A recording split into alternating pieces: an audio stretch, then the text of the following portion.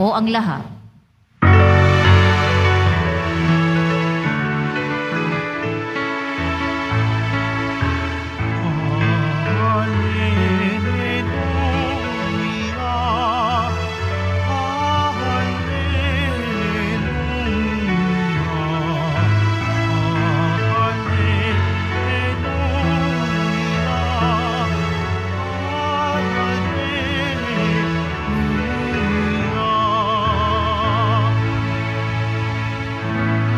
Ang Diyos ay maghahari na, talikdan ng kanyang sala,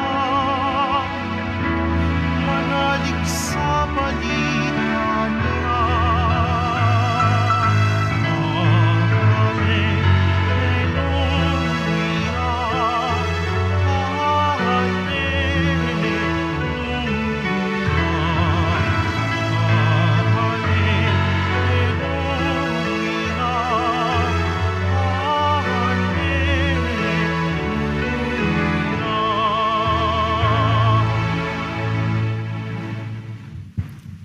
Sumainyo ang Panginoon.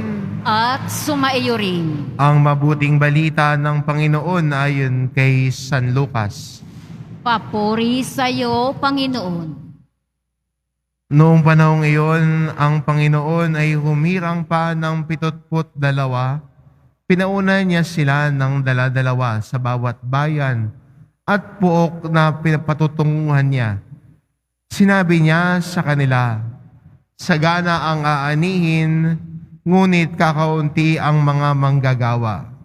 Idalangin ninyo sa may-ari na magpadala siya ng mga manggagawa sa kanyang bukirin.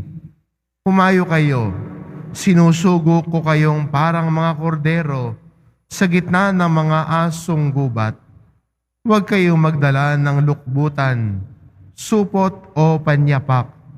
Huwag na kayong titigil sa daan upang makipagbatian kanino man.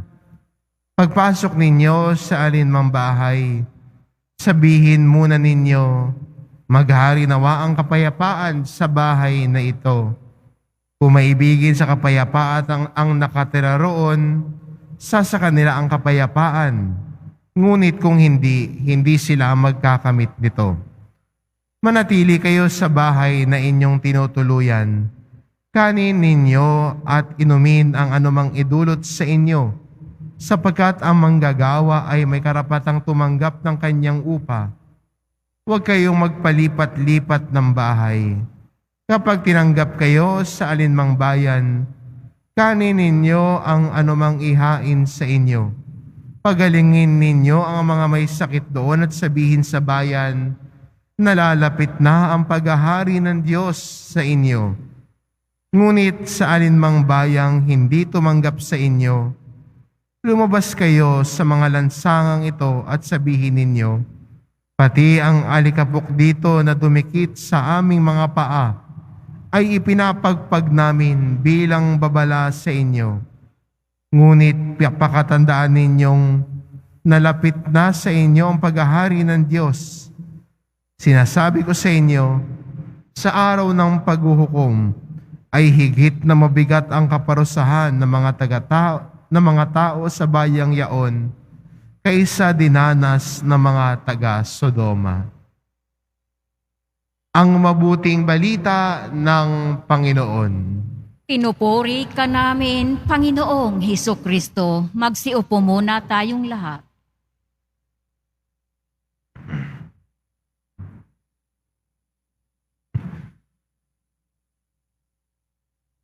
Sagana ang aanihin, ngunit kakaunti ang manggagawa. Ito ay sinasabi ni Jesus sa ating ebanghelyo ngayon bilang pagpapaalala sa misyon ni Kristo. Sagana ang aanihin, ngunit kakaunti ang nais makibahagi sa misyon ni Kristo.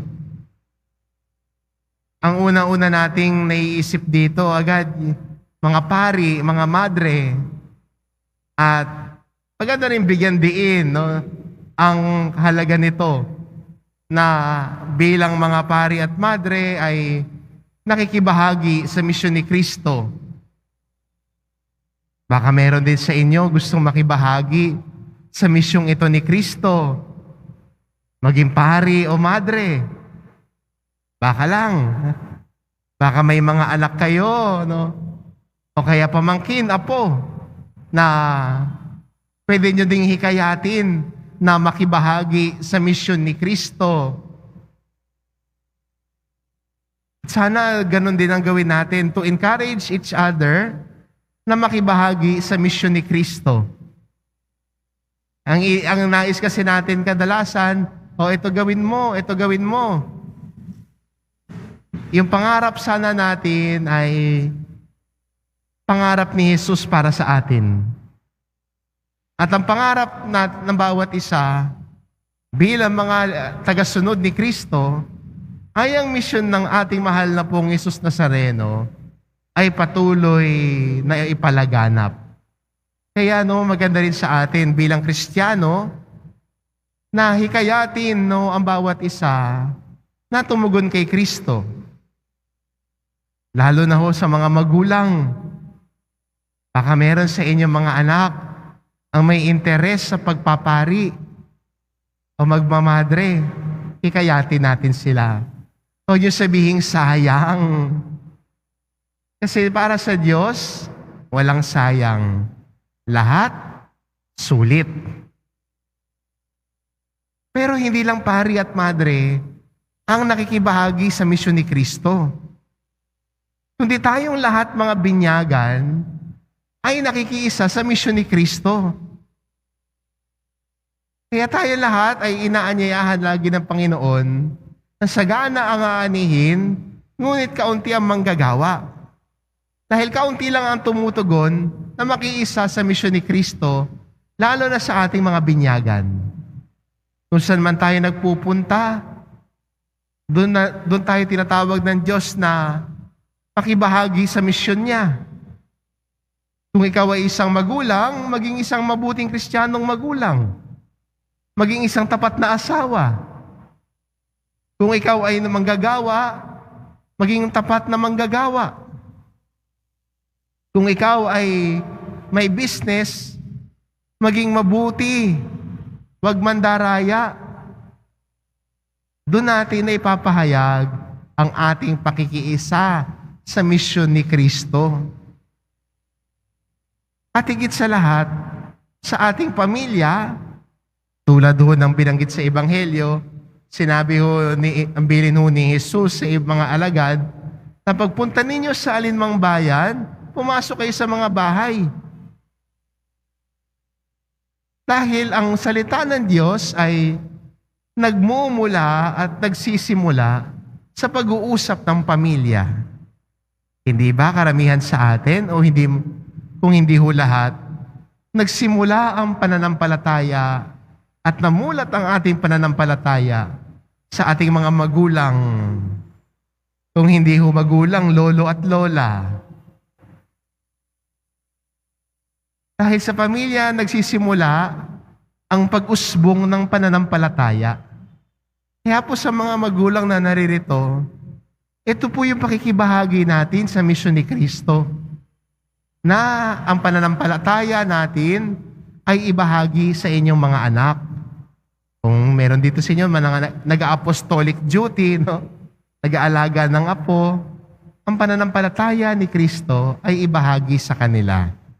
Kaya nga nakakatuwa ako pag yung mga magulang dinadala yung mga bata sa simbahan at tinuturuan magdasal, sinasamahan magsimba.